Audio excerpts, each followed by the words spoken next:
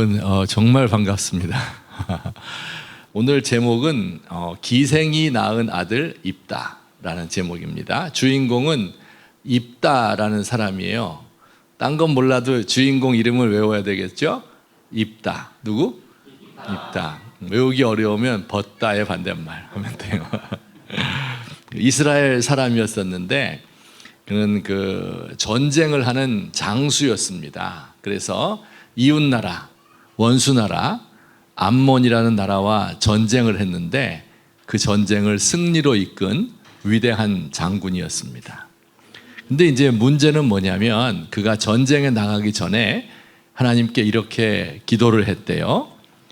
만일 내가 전쟁에서 승리하고 내 집에 돌아오면 누구든지 내 집 문 앞에 나와서 나를 영접하는 그 사람을 잡아서 죽여서 제물로 바치겠습니다. 옛날엔 제물을 드렸잖아요. 소나 양을 잡아서. 그런데 사람을 죽여서 제물로 드리겠다는 거예요. 누구를? 누구든지 우리 집 문 앞에 나와서 먼저 나를 영접하는 자, 환영하는 자를 죽여서 제물로 삼겠다. 어떻게 해주시면? 전쟁에서 승리하게 해주시면. 이렇게 기도를 드리고 전쟁에 나갔습니다. 근데 전쟁에서 이겼다고요? 졌다고요? 대승을 거두었습니다. 그리고 기쁜 마음인데 자기 집에 돌아오게 되었어요. 그런데 자기 집에서 마중 나온 사람이 있었으니 그게 바로 자기의 무남 동료, 아들이 없이 딸만 있는데 그 딸이었습니다. 소고를 치면서 탬버린을 치면서 아빠가 승리했으니까 너무 기뻐서 아빠를 환영하러 나온 것입니다. 그래서 그만 자기가 하나님께 약속을 했기 때문에 내가 그 약속을 지켜야 되겠다 해서 딸과 상의를 하고 딸도 기꺼이 내 목숨을 내놓겠습니다. 아빠에게 순종을 하고 그래서 이 딸이 제물로 바쳐졌다. 참 기괴한 스토리가 아닐 수 없어요. 이런 일이 어떻게 일어날 수 있을까? 그렇죠? 하나님께서 나에게 승리를 주시면 내가 이런 일을 하겠습니다. 이렇게 서원, 그걸 어려운 말로 서원한다, 약속하는 기도를 올렸어요. 근데 제가 잠깐 생각해 보았습니다. 이 집에 이 가정의 식구가 몇 명이었어요? 입다, 그 다음에 입다의 아내가 있겠죠? 그 다음에 아들이 있어요, 없어요? 없죠. 딸 하나밖에 없다 그랬죠? 3명밖에 없어요. 그런데 자기 집에 와서 나를 환영하는 사람을 내가 제물로 드리겠다 했는데 그때 딸이 나와서 환영을 하니까 입다가 너무너무 슬퍼했거든요. 그러면 제가 생각해 봤어요. 누가 나오기를 기대하고 있었을까? 안 웃기는구나. 집에 가서 예, 어쨌든 이렇게 서원 기도를 드렸는데 이런 질문이 드는 거예요. 어떻게 해서 이런 기도를 드릴 수 있었을까? 그죠? 만약에 내가 대학에 입학하게 해주시면 제가 교회에 잘 나가겠습니다 라든지 직장에 잘 들어가면 내가 교회에다가 헌금을 하겠습니다 라든지 이런 기도는 참 좋잖아요. 그죠? 그런데 그게 아니라 내가 전쟁에서 이기면 사람을 제물로 드리겠습니다. 어떻게 이런 기도를 할 수가 있었을까? 이런 끔찍한 일이죠. 물론 전쟁에서 이기고 싶은 마음에서 그랬겠죠. 왜냐하면 지면 죽음이니까. 그렇지만 모든 전쟁에 나가는 사람이 이런 기도를 드리지는 않아요. 정말 절박한 비장한 마음이었을 것 같은데 도대체 입다가 어떤 사람인가 하는 것을 알게 되면 그의 마음을 약간은 이해할 수가 있을 것 같습니다. 왜 그가 이 전쟁에서 그렇게 이기고 싶어 했을까? 우리 성경을 찾아보도록 합시다. 우리 아까 읽었던 말씀인데요. 사사기 11장 1절부터 2절인데요. 다 같이 읽겠습니다. 시작. 길르앗 사람 입다는 큰 용사였으니 기생이 길르앗에게서 낳은 아들이었고 길르앗의 아내도 그의 아들들을 낳았더라. 그 아내의 아들들이 자라매 입다를 쫓아내며 그에게 이르되 너는 다른 여인의 자식이니 우리 아버지의 집에서 기업을 잇지 못하리라 한지라. 우리 한번 잘 하나씩 살펴보겠습니다. 자, 길르앗 사람 입다 이런 표현이 있죠. 그리고 길르앗에게서 낳은 아들 이렇게 되어 있죠. 여기서 우리가 알 수 있는 사실, 길르앗은 지명이에요, 인명이에요? 이 질문을 생각하며 다시 한번 시작. 길르앗 사람 입다는 큰 용사였으니 기생이 길르앗에게서 낳은 아들이었고, 인명이에요, 지명이에요? 지명이면서 인명입니다. 그렇죠? 길르앗이라는 동네, 길르앗이라는 지방에 사는 입다는 큰 용사였는데, 그는 기생이 길르앗이라는 아버지에게 낳은 아들이었다. 그러면 그 지역을 이름으로 삼는 사람들이 가끔 있죠, 지금도. 네, 그런 사람이라고 보시면 되겠습니다. 그런데 중요한 것은 누가 기생, 지금은 기생이 없죠, 우리나라에. 지금은 뭐라고 불러요? 지금으로 말하면 성매매 여성. 옛날 우리 잘할 때는 창녀 이렇게 말했어요. 영어로는 prostitute. 그렇죠? 성매매 여성이에요. 성매매 여성이 아들을 낳았다. 성매매를 하려면 아들을 낳으면 돼야 안 돼요? 안 되잖아, 그죠? 임신했을 때 먹고 살 수도 없고, 아들을 낳아서 기를 수도 없고, 그렇죠? 그래서 이 아들을 낳아서 조금 키우다가 아마 이 엄마가 아들을 안고 아빠의 집으로, 아빠 이름 뭐라 그랬어요? 길르앗 집으로 찾아왔어요. 그날 아침에 무슨 일이 벌어졌을까요? 막장 드라마가 벌어진 거예요. 그렇죠? 당신 아들이요, 내 아들이라는 증거 있어, 막 이렇게 하면서, 넌 어디서 굴러먹던 X야, 막 그러면서 막 싸웠겠죠. 그리고 이 여자는 아이를 던져놓다시피 하고 도망을 갔으리라고 생각합니다. 그때부터 이 입다는 길르앗네 집에서 살았어요. 근데 거기 식구들이 원래 형제들이 있었을 거 아니에요, 그렇죠? 그들에게서 아주 존중받고 귀하게 자랐을까요? 천덕꾸러기로 자랐을까요? 나 천덕꾸러기예요. 손 들어보세요. 예, 이 입다 같은 사람이에요. 그 가정에 존재해서는 안 되는 사람, 아무도 원하지 않는 베이비로 태어났습니다. 그런데 놀라운 것은요, 태어날 때부터 애가 잘생겼어. 나 태어날 때부터 잘생겼다. 있죠? 예. 저기 한 분 계시네. 그리고 키가 엄청 컸어요. 그리고 태어날 때부터 힘이 센 거야. 얘는 잘하면 장군감이다. 다 그렇게 사람들이 이야기를 했습니다. 그런데 그렇게 힘이 셀수록 그 형제들은 그를 좋아했을까요? 절대 안 좋아했죠. 일 시켜먹고 부려먹고 못된 짓 하고 왕따 시키고 이렇게 했겠죠. 그래서 이 아이가 어쨌든 세월이 흘러서 자라났어요. 그래서 한 15살, 16살쯤 되었을 때, 10대 후반이 되었을 때 형들이 말했어요. 자, 여기 봅시다. 2절, 길르앗의 아내도 그의 아들들을 낳았더라. 그렇겠죠? 그 아내의 자식들이, 아들들이 자라매 입다를 어떻게 했어요? 쫓아내며 그에게 이르되, 다 같이, 너는 다른 여인의 자식이니 우리 아버지의 집에서 기업을 잇지 못하리라. 이렇게 말했어요. 이 기업이라고 하는 말은 대기업, 중소기업 그런 뜻이 아니고요. 터전이 되는 그러니까 땅 그런 뜻이에요. 옛날은 농경사회 혹은 목축사회였잖아요. 그러니까 자기 땅이 있어야 돼요. 지금은 뭐 땅 없어도 살 수 있지만 옛날에는 꼭 땅이 필요했습니다. 넓은 땅이 있어야 되는데 어느 마을 사람이라 그랬죠?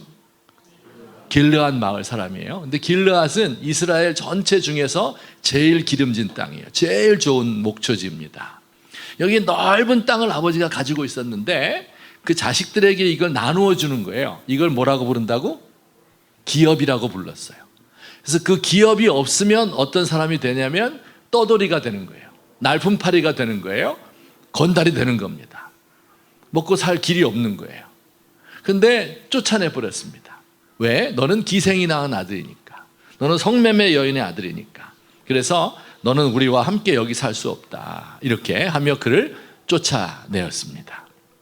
근데 그때 그 가족 중에서 누구 한 사람도 그를 말리는 사람이 없었어요. 그리고 그 마을 사람도, 어느 마을? 길르앗이라는 마을 사람들도 입다를 도와주거나 가지 마세요, 붙들거나 이렇게 하지 않았습니다. 그래서 입다는 혼자서 떠나가게 되었습니다. 어떻게 됐을까요? 우리 3절 또 읽어보겠어요. 예, 다 같이 시작.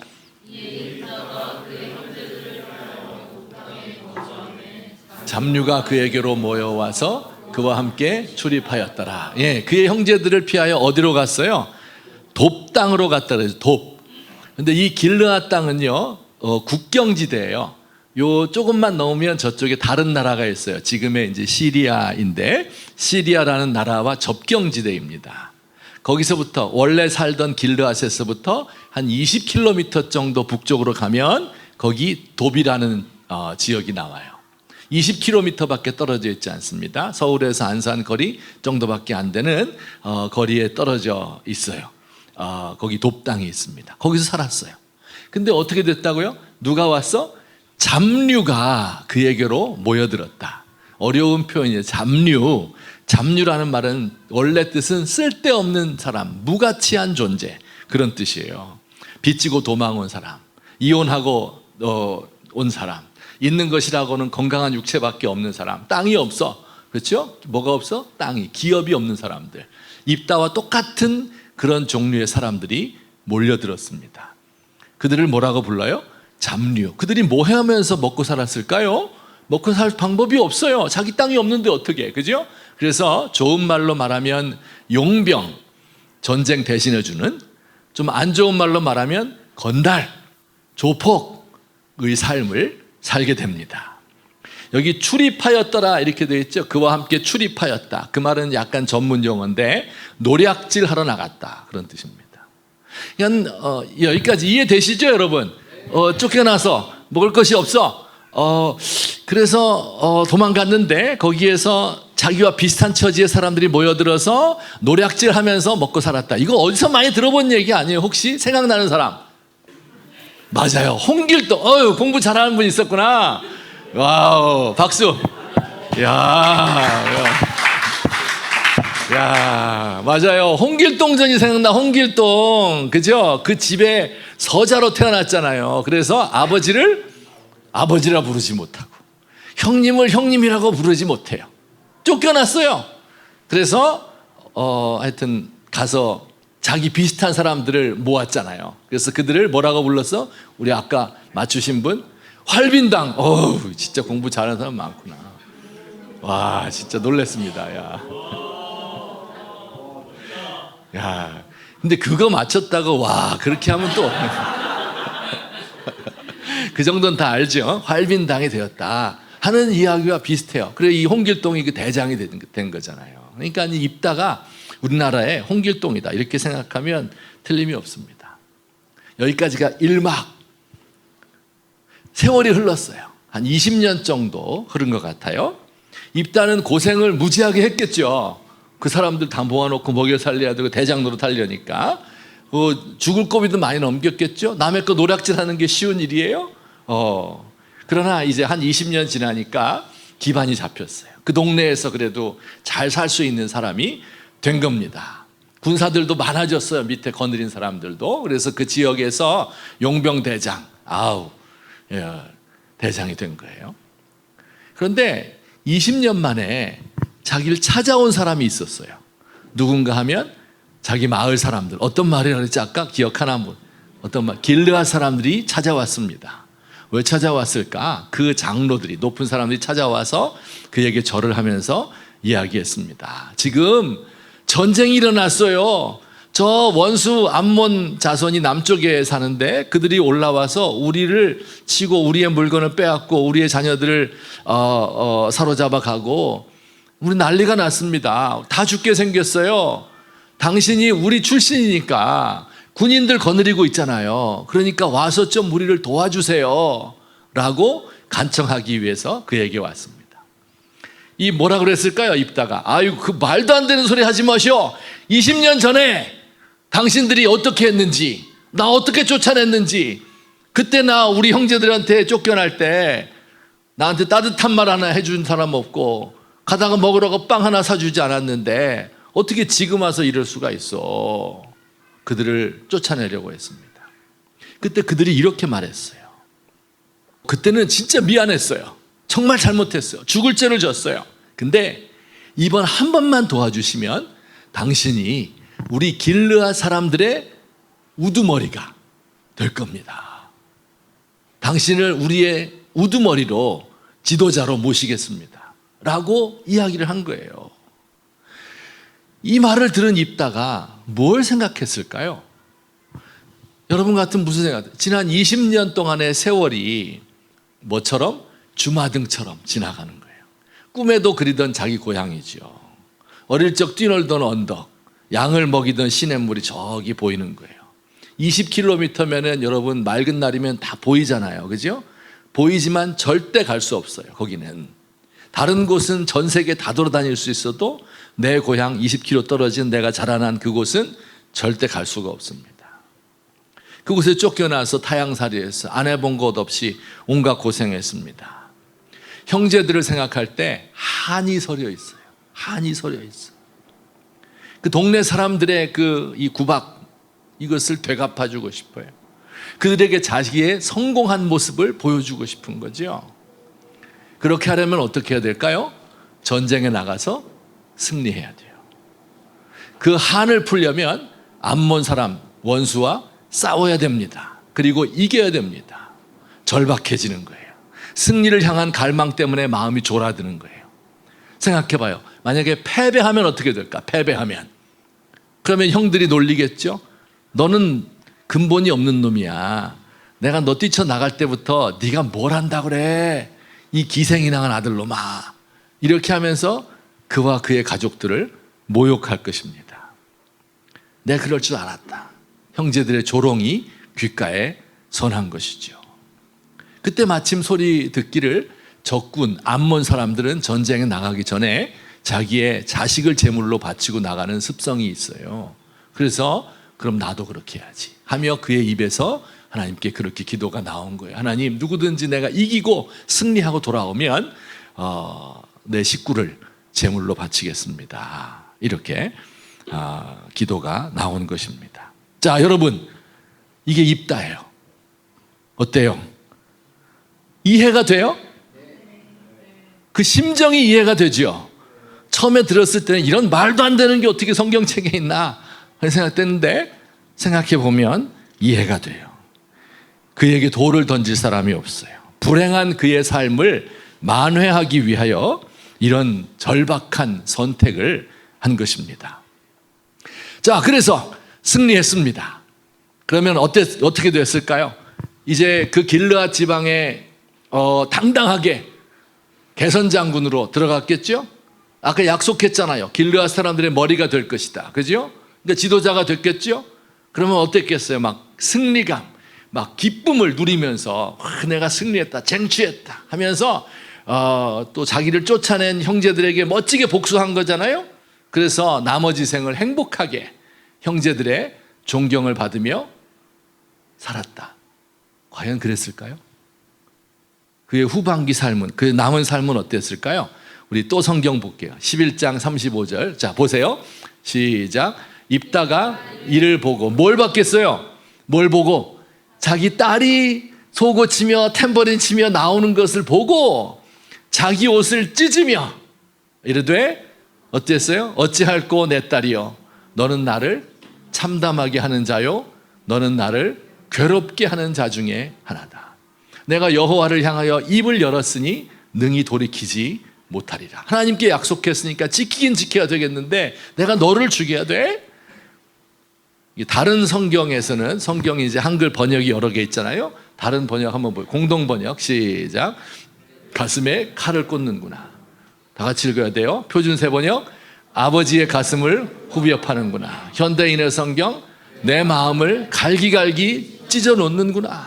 이렇게 하며 그 자기의 딸, 타지에서, 고향이 아닌 다른 곳에서 자식 하나밖에 없는데, 그것도 딸인데 그 딸을 죽여야 되는 거예요. 그래서 그의 마음이 이렇게 참담했습니다. 그래서 그 딸을 제물로 바쳤대요. 그리고 나서 어떻게 됐을까요? 사사기 12장 7절 또 다 같이 시작. 입다가 이스라엘의 사사가 된 지 6년이라 길르앗 사람 입다가 죽음에 길르앗에 있는 그의 성읍에 장사되었더라. 제가 성경에 있는 많은 슬픈 구절이 있는데 그 중에 몇 번째 안에 드는 슬픈 구절이에요. 보세요. 6년 만에 죽었어요. 그의 나이 40밖에 안 됐습니다. 6년 만에 죽었어요. 그 다음에 어떻게 됐어요? 길르앗 사람 입다가 죽음에. 이게 제일 슬퍼요, 저는. 왜? 그는 길르앗 사람이 아니었어요, 그동안. 지난 40년 동안 그의 삶이 청소년 때까지 구박받으며 그곳에서 고통받으며 살았죠. 그리고 20년 동안 어떻게 살았어요? 20년 동안 그는 길르앗에 갈 수가 없어.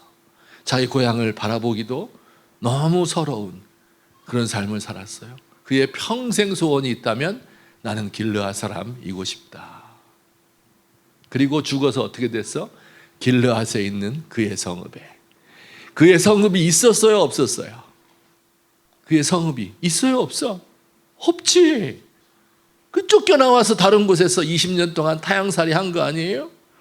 근데 드디어 자기 딸을 죽이고 나서 그리고 그 땅의 우두머리가 되고 자기 성을 되찾고 거기서 살다가 거기서 묻혔어요. 6년 만에. 하루도 그치지 않고 생각했을 거예요. 내 딸 그렇게 예쁘고 아빠를 따르고 순종하던 10대 후반, 내가 쫓겨나던 그 나이인데 그의 목에 칼을 대던 때를 생각하며 야, 이걸 되돌릴 수 없을까? 왜 내가 그때 왜 무슨 정신으로 그런 이야기를 했지? 내가 왜 미쳤었지 그때? 그때 꼭 죽였어야 됐나 그거를? 그냥 내가 죽는 게 나았지. 어떻게 딸을 죽일 수 있을까?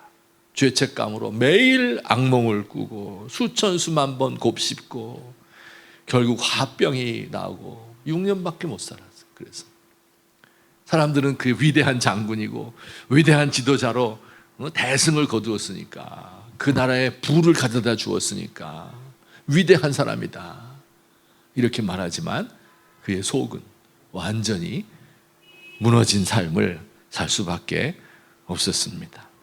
죽은 후에 길르앗 사람이 있다 라는 칭호를 얻게 되고 길르앗에 있는 그의 성읍, 절대 들어갈 수 없다고 생각했던 그곳에 그의 시신이 되어서 거기에 묻히게 되었습니다. 자, 이 입다의 삶을 한마디로 뭐라고 표현하면 좋겠어요? 한국 사람들은 조금 이걸 이해를 해. 그래서 이 삶을 한많은 삶이다 이렇게 말해. 어떤 삶? 한많은 삶이다. 처음 출발부터 잘못된 거예요. 그죠? 엄마가 그 아빠가 기생하고 자는 그날 불행이 시작된 거예요. 그때 아이가 잉태되지 않았어야 되는 거예요. 그런데 그 불행한 삶이 시작된 거죠. 자기 잘못이 아니에요. 그리고 태어난 거 자기 잘못 아니에요. 억울한 거예요. 불공정한 사회예요. 사람들이 자기를 싫어합니다. 의지, 뭘 잘 살고 싶은 마음도 있어요. 청소년 때 꿈이 왜였겠어요? 다 좌절됩니다. 이런 그 고통 속에서 느끼는 그 복합적인 감정, 이것을 한 맺혔다 이렇게 부르는 겁니다. 해결되지 못한 이 마음속 깊이 응어리져서 어떤 결정을 내릴 때, 중요한 결정을 내릴 때 미련한 결정을 딱 내려버리는 거예요. 그 마음속에 이 고통이, 억울한 게 해소되지 않고 꽉 쌓여져 있기 때문에 이렇게 이런 불행한 삶을 살 수밖에 없는 것입니다. 자, 여기까지가 이제 입다의 이야기입니다. 이해되셨죠? 네. 자, 그러면 이거는 이제 지금부터 약 한 7, 800년 전에 있었던, 아니지 3000년 전에 있었던 얘기고요.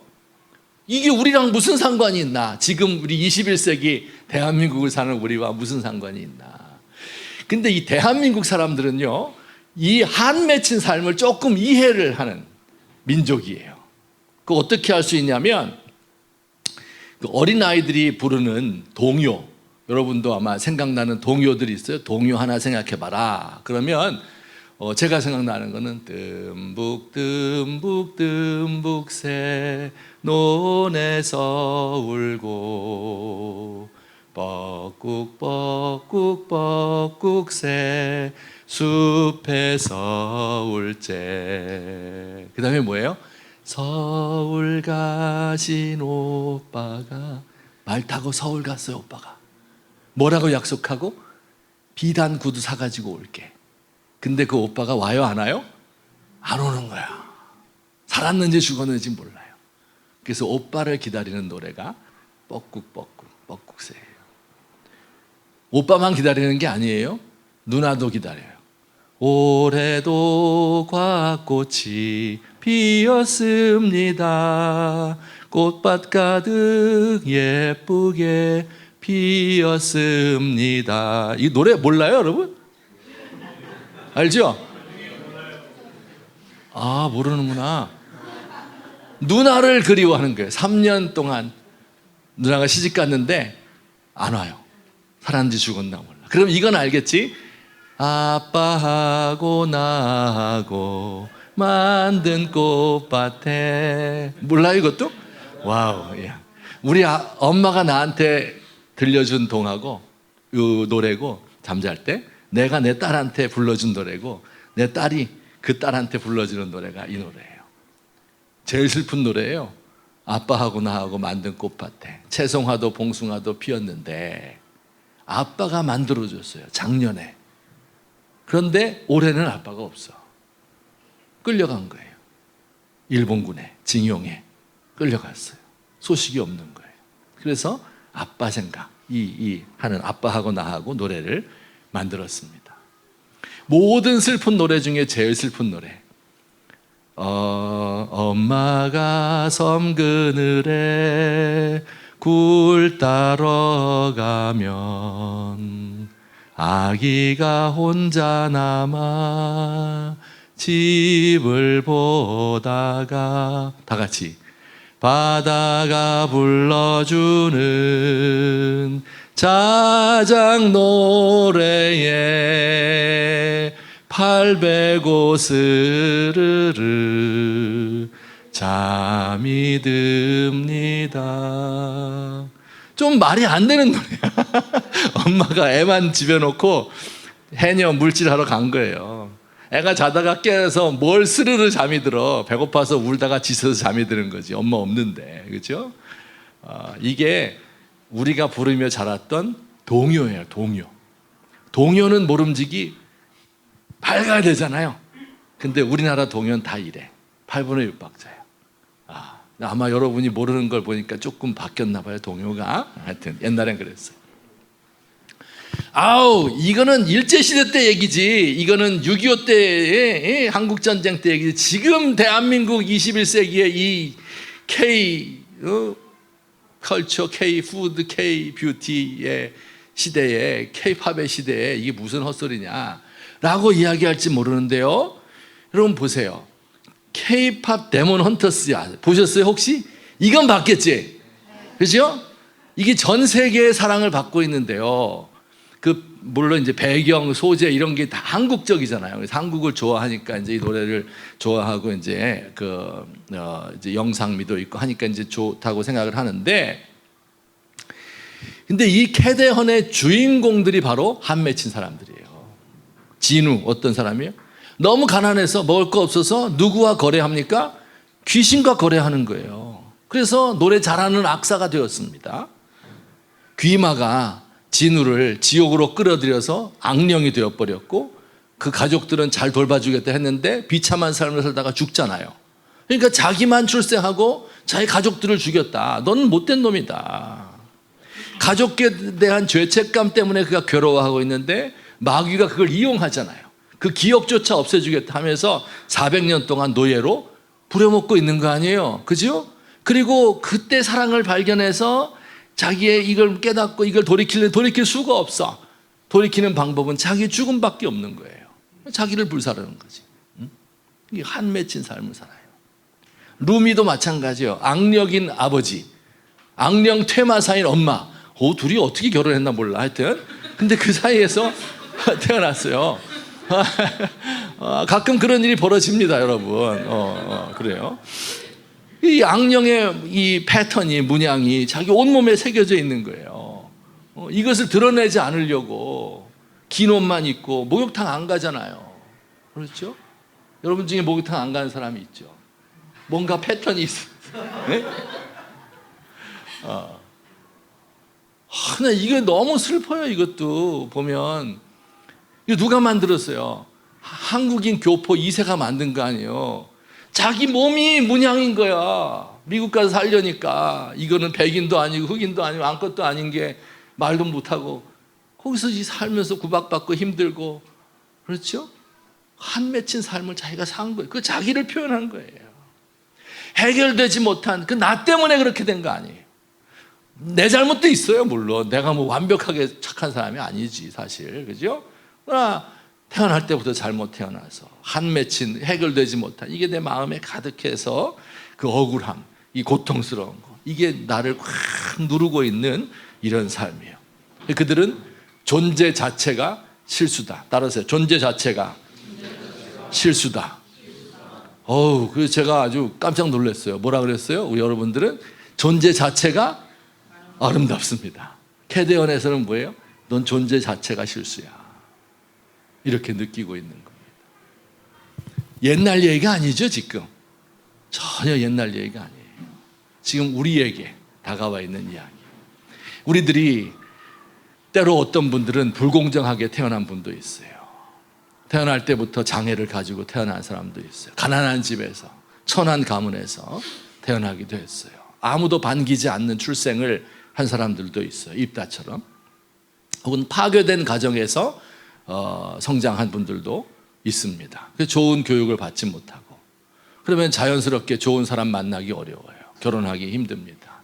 꿈을 일찍 접어야 하고 가족들을 부양해야 하고 가족들이 나에게 희망이 되고 삶의 터전이 되는 게 아니라 내 짐이 되어서 어깨 위에 턱 얹혀져 있고 이런 사람들 오늘날도 많아요. 제가 겪었던 사람 중에서 제일 불행한 사람 하나 얘기해 드릴까요? 그래서 시간이 어떻게 되나 이거 빨리 하고 가야 돼. 빨리 끝날까 얘기해 드릴까 말까 해 드릴게. 저도 이제 옛날에 청년들하고 같이 많이 놀았거든요. 그런데 이제 우리 교회 청년부에 어떤 자매가 왔습니다. 그런데 그 자매는 특징이 뭐냐면 못생겼어요. 특징이야. 키가 커요. 힘이 장사야. 근데 눈이 하여튼 장애예요. 뭔가. 그리고 지능도 약간 경계성이에요. 그래서 이제 왔는데 보통 이제 이런 자매가 교회에 오게 되면 그 교회에서 잘해줘야 돼요? 잘 못해줘야 돼요? 잘해줘야 되죠? 근데 우리 교회는 근데 잘 못해주더라고. 그래가지고 내가 한번 임원들 불러놓고 얘기했어요. 이렇게 하면 안 되지, 교회에서. 했더니 이제 말을 잘 들어. 그래가지고 잘해줬어요.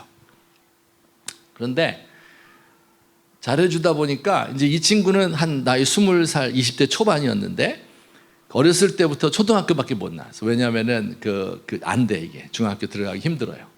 게다가 이렇게 집이 또 아주 못 살지는 않는데 잘 살지 않습니다. 그래서 이걸 치료해 주거나 이렇게 할 수가 없어요. 근데 늘 덩치가 크고 하니까 배가 고파. 그래서 맨날 훔쳐 먹어요. 그래서 이 도벽이 이제 몸에 밴 거예요, 이게. 그러니까 맨날 가는 데마다 의도 터지고 집에서도 내쫓기고 거의 돌봐주지 않습니다. 사랑받지 못했는데 교회에서 이제 막 잘해주잖아요. 그러니까 어느 날 갑자기 그 청년부 회장 오빠인데 우리 여기 회장 있어요? 오빠 교회 이장님, 예, 교회 교회 오빠.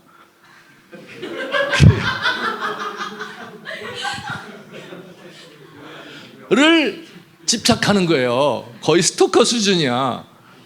그러니까 그 좋은 건 잘해줄 거 아니야. 회장이 또 신앙이 좋으니까 회장 됐으니까 잘해주는데 너무 그렇게 하니까 이게 이제 부담이 된 거예요. 그래가지고 이제 어느 날 차갑게 또 얘기했겠죠. 우리 선을 긋고 이렇게 하면 안 돼. 여기 교회야. 막 이렇게 이제 얘기했겠죠. 내가 너 사랑하는데 그리스도 안에서 사랑하는 거야. 막 이렇게 얘기해서. 그런 적 있어요? 난 많아. 근데 그러니까 시험 들었어요. 교회를 안 나왔어. 내 교회 안 나온다. 근데 잊어버릴만 하면 또 나와요.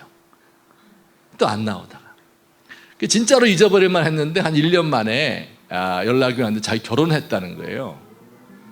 그래서 자기 집에 집들이 할 테니까 오라는 거예요. 그래서 이제 저랑 그 친하게 지내던 사람 몇 명, 그 회장은 안 갔어요. 그래서 이제 몇 명이랑 그 집에 갔습니다. 저 농촌에 조그만한 집이었는데 가서 이제 자기가 음식도 만들고 뭐 이렇게 뭐 했어요. 그래서 이제 먹으려고 막 하고 있는데 잡채랑 뭐 부침개랑 이렇게 먹으려고 하고 있는데 남편이 들어온 거예요. 술이 이만큼 취해가지고. 근데 키가 조그만한데 막 우리 보고 화를 내는 거예요. 이게 뭐 하는 짓들이냐 이러면서 둘이, 그러니까 이 여자가 또 얼마나 황당해. 자기보다 10살 많은 연상이었거든요. 얼마나 황당해. 손님인데 와서 당신 막 쫓아내려고 하니까. 그래서 싸움이 붙었어요.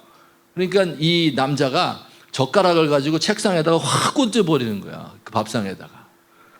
그러니까 얼마나 놀래요. 그래가지고 제가 이제 우리 가야 되겠다. 그리고 이제 막 먹는 등 마는 하고 나왔던 기억이 있습니다. 그래서 야, 이거 하기 힘들구나 얘. 이렇게 해서 진짜. 그렇죠? 이거 어떡해. 근데 또 조금 있다가 소식이 들렸는데 아기를 낳았대요. 그 와중에. 하여튼 낳았어, 아기를. 그래가지고 이름도 준용이야. 아기를 낳았어. 근데 그래갖고 이제 자랑하려고 우리 집에 데리고 왔어요. 그래서 하룻밤 자고 또 잘 대해주고 그러니까 또 돌아갔습니다. 그 뒤로 한 달에 한 번 정도 하루나 이틀 정도 우리 집에 오는데 왜 오냐면 싸우고 매 맞고 그리고 오는 거예요. 항상 보면 의도 터져 있어 어딘가가. 네. 그래서 내가 우리도 또 살아야 돼. 우리도 애도 있고 그렇잖아요. 환경이 안 좋아지잖아요. 그것도 애가 와서 가만히 안 있어요. 조그만 애가 막 뛰어다니거든.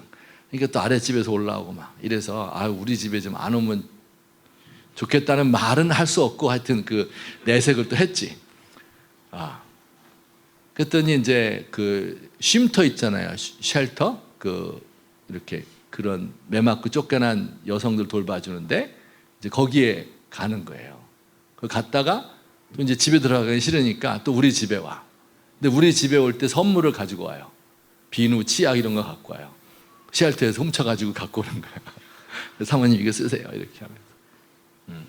이러기를 한 7, 8번 이상 한 것 같아요. 한 2, 3년 이렇게 지났는데 애 낳고서 애가 돌 지나고 막 걷고 뛰고 막 이렇게 할 텐데요. 한 번은 우리 집에 왔는데 펑펑 우는 거야. 근데 혼자 왔어요. 쫓겨났다는 거예요. 남편과 시어머니가 자기를 쫓아냈대요. 그래서 아기를 더 이상 못 본다. 너무 고통스럽잖아요. 모성애가 강한 거죠. 그래서 나가서 술 마시고 들어오는 거예요. 이튿날도 술 마시고 너무 힘드니까 술이 이만큼 취해가지고 들어왔는데 그때 이제 우리 집에 방이 3개짜리 조그만 아파트 20몇 평짜리 아파트였는데 그 3번째 방은 진짜 좁아요. 한 사람 딱 들어오면 되는 그런 조그만 방, 옷방 같은 거 하나 있었습니다. 거기서 이제 자라 이렇게 하면서 이불 깔고 그다음에 그 담요를 던져줬어요. 이거 덮고 자라. 그래서 잠이 들었죠. 그리고 그 다음날 아침에 제가 이제 거기가 이제 옷도 있고 책상도 있고 제 책가방 같은 거 꺼내야 되거든요. 조그만 방인데 그래서 꺼내려고 문을 여는데 문이 안 열리는 거야. 그래서 방이 좁으니까 이 미련한 것이 이걸 또 발을 막고 있구나 이렇게 하면서 아무리 해도 안 되는 거예요. 그래서 이제 온 힘을 다해서 문 부서질 정도로 해가지고 이제 밀고 이렇게 겨우 들어갔습니다. 가방 꺼내려고 들어가서 보니까 담요 줬잖아요. 이거 이렇게 접어놨는데 접힌 담요 위에 엎어져서 죽어 있는 거예요. 네. 진짜 깜짝 놀랐습니다. 그러니까 이제 술 이만큼 마시고 추운지 더운지도 모르고 그냥 그 담요가 푹신하니까 그 위에 엎어져서 질식사한 거예요. 여러분도 술 마시더라도 담요 위에 엎어져 주무시지 마세요. 죽어 잘못하면.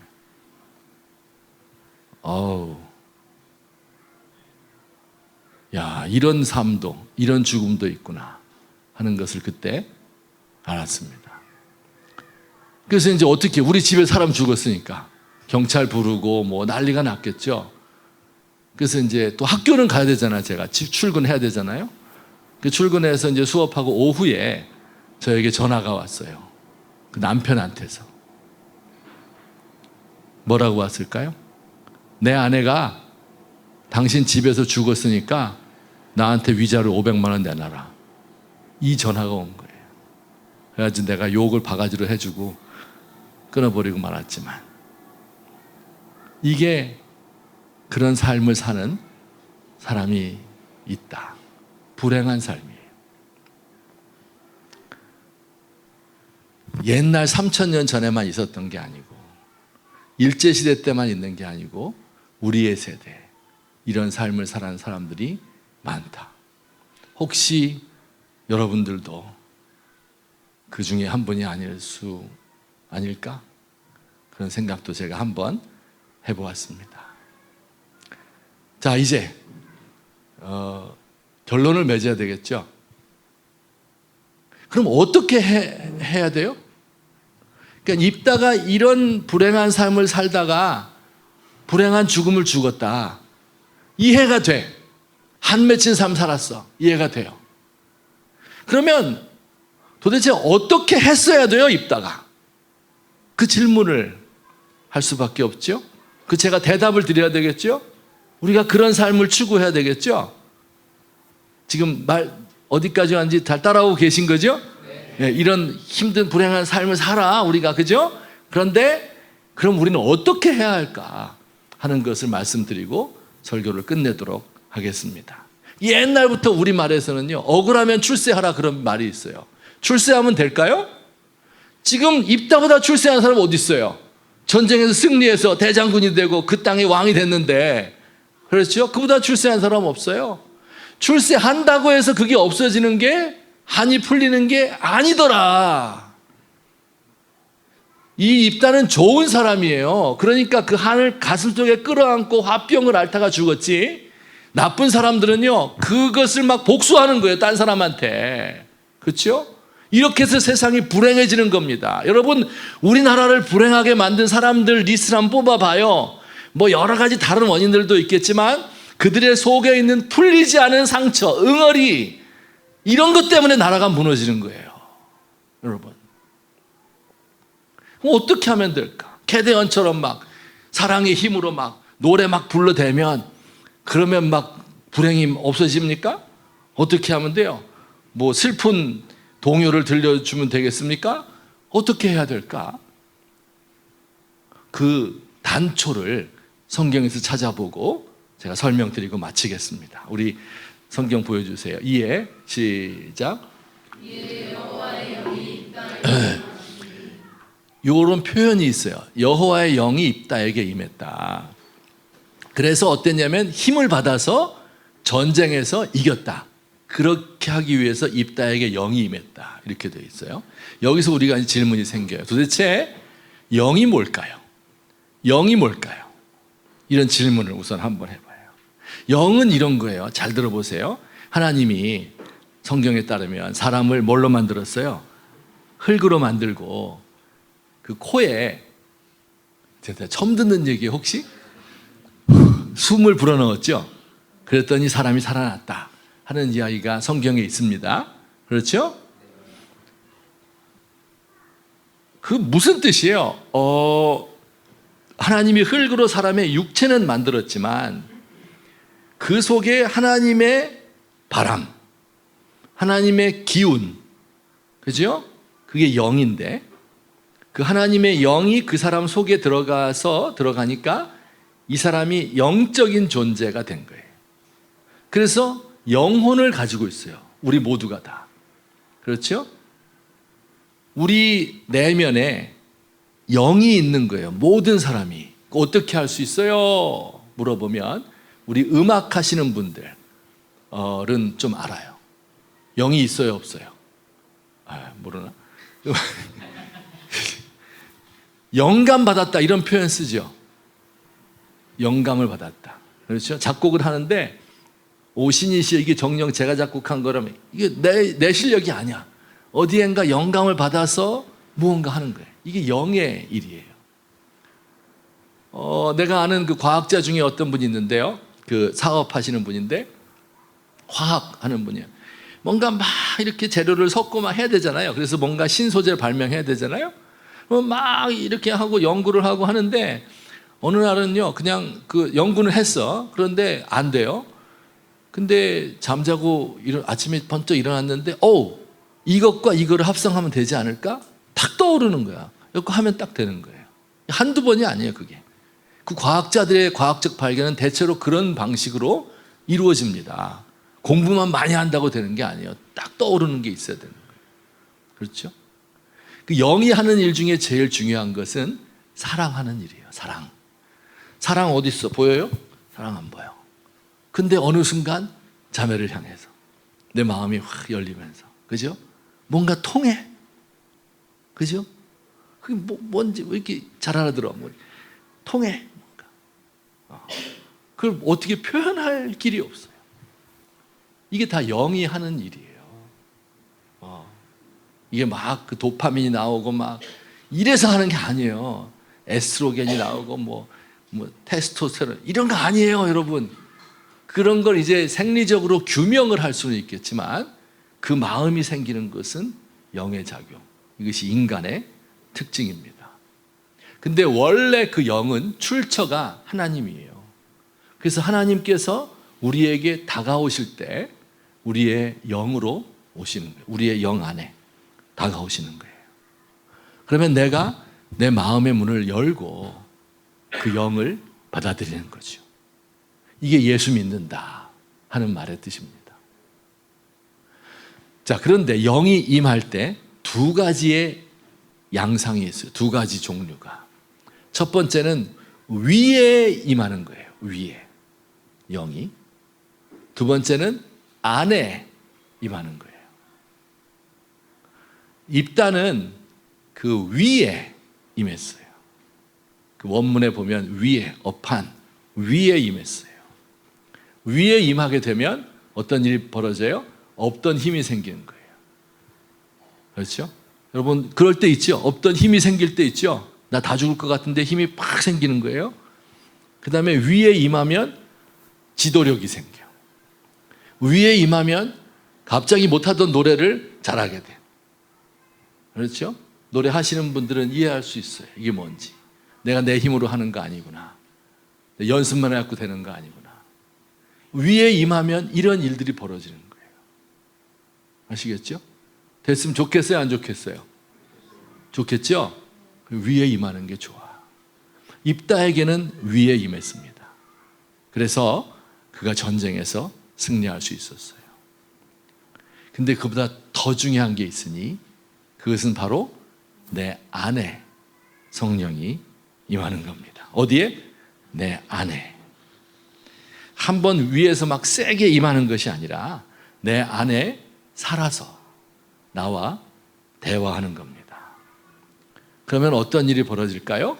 원래 하나님이 계신데, 그죠? 그 하나님의 영이 나의 영과 교제하는 거예요. 그러면 그때 내 마음이 그것을 이제 우리 아까 노래 부를 때는 하나님이 성령이 나를 만져주신다 이런 표현 쓰죠. 노래 부를 때 나오죠. 그 성령이 나의 영을 만져주시는 거예요. 그럼 내 안에 상처 입은 영, 그죠? 요게 상처가 깨끗하게 낫는 거예요. 그와 대화하면서. 이게 되게 어려운 게 아니에요, 여러분. 되게 어려운 게 아니에요. 어린아이가 3살 먹은 어린아이가 엄마가 깨끗하게 옷 입히고 장난감 주고 아이스크림 주어서 나가서 놀아라.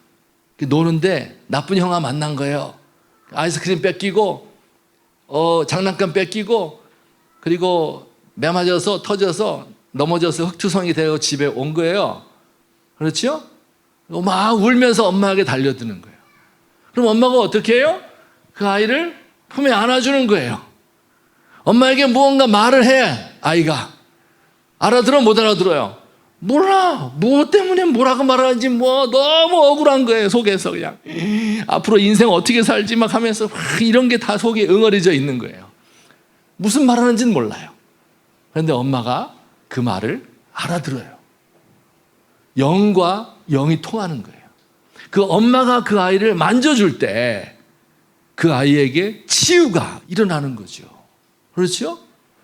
그 아이를 불러놓고 야, 세상은 인생 사는 거 원래 이런 거야. 걔에게 막 열심히 가르쳐줘. 그런다고 해서 그 아이가 그 영이 치유가 되나요? 그거 아니에요. 그렇게 하는 거 아니에요. 그냥 확 안아주면 그러면 거기서 모든 게 해결되고 치료가 될 것입니다. 그 복수하고자 하는 마음이 있었잖아요. 복수심 있었잖아. 그 입다에게. 그게 하나님의 영이 우리의 속에 들어오면 복수심 자체가 눈 녹듯이 녹는 것입니다. 이기고 싶은 그 강박관념이 있었잖아요. 경쟁심 이런 것에서부터 초월하는 거예요.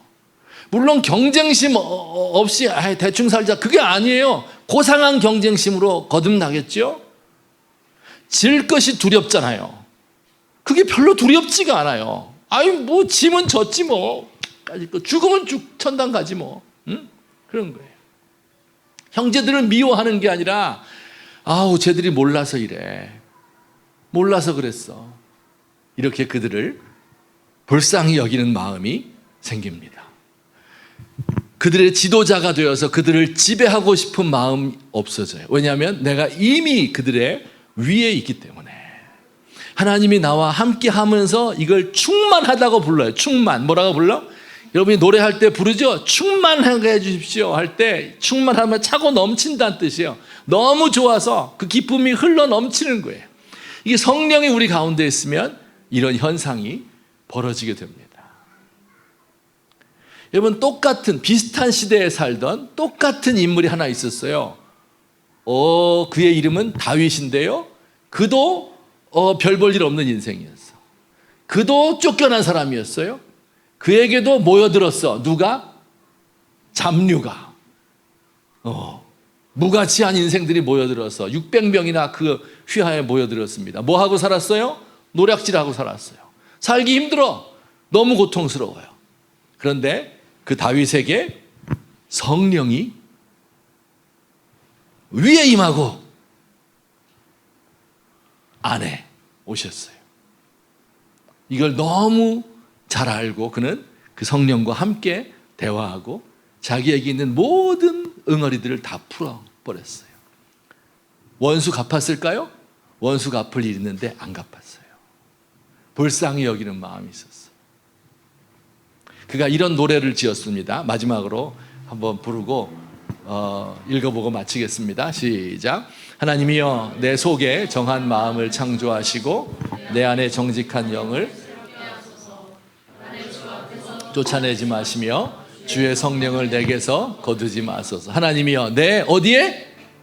내 속에 정한 마음을 창조하시고 어디에? 내 안에 정직한 영을 새롭게 하소서.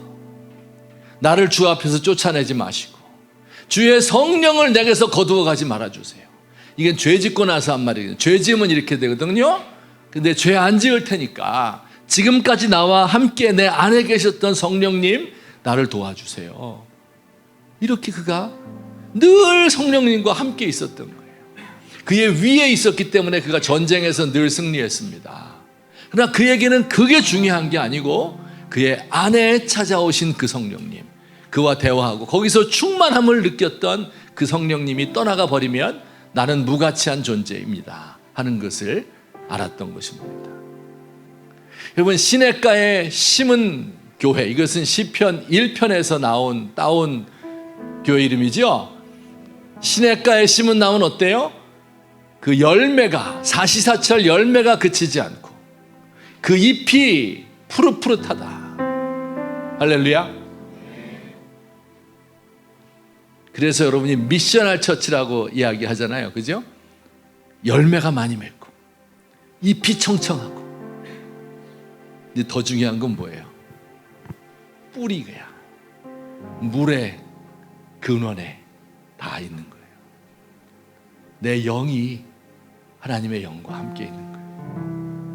그럴 때 열매가 맺어지는 거지. 그래서 이걸 열매라고 부르는 거예요. 내가 막 뭘 하는 게 아니에요. 열매로 말하자면 이 입다가 제일 잘했죠. 전쟁에 승리하고 자기 민족을 구원했다니까. 근데 그거는 진짜 열매가 아니었던 거죠. 그 속에서 이 물이 차올라오는 거예요. 이게 우리가 추구해야 될 진짜 중요한 우리의 가치입니다. 제가 아까 이 목사님하고 이야기하면서 Life as Mission이다. 인생이 곧 라이프가 곧 미션, 사명이다. 너무 훌륭한 말이에요. 근데 중요한 거는 미션도 중요하지만 뭐가 더 중요해? 라이프가 더 중요해. 라이프. 내가 살아야 미션이고 뭐고 있지. 그렇죠? 내 영이 살아야 돼요. 그 하나님과 나와 교제하는 거예요. 동행하는 거예요. 그가 날 만져주시는 거예요. 그럴 때 여러분의 속에 있는 모든 악한 생각, 모든 쓴 뿌리들, 모든 상처들, 모든 억울한 거. 우리 20대 청년들 얼마나 억울해요. 솔직히. 응? 세상 잘 돌아간다 그러는데 이거 다 어른들이 하는 거지 우리에겐 돌아오는 게 없어. 플랫폼 노동자 돼야 되고 야간에 알바해야 되고 노동해야 되고 그 뭡니까 대리운전 해야 되고 이게 우리에게 주어진 삶이다. 얼마나 억울해요 이게. 에? 그거 어떻게 해소할 수 있어요? 어떻게 하면 해결될까요? 여러분 출세하면 돼요? 나라가 바뀌면 될까요?